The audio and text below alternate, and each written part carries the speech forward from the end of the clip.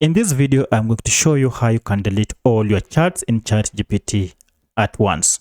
Now, if you look on this left bar, you can see I have several charts that I created, but the problem is there are too many and deleting them one by one, it is a heavy task. Now, all you need to do is to have an option that can delete all these charts all in one. Now, the good thing is ChatGPT has provided for that, and let me show you how you can do it.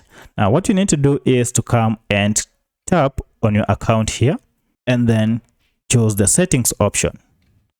Now, from settings, you will see the option delete all charts, and this is what we shall use to delete them. So when you go ahead and tap on delete all, you have to confirm that you are going to delete your history and everything that you have here will be wiped out. So if you are sure, go ahead and confirm deletion. And immediately you do that, your charts will be deleted.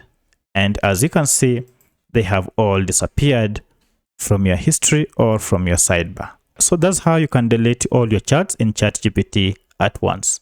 If you have any other question, let me know in the comment section. Otherwise, kindly hit the like button and subscribe to this channel to support me. Thank you for watching, and let's meet in the next video.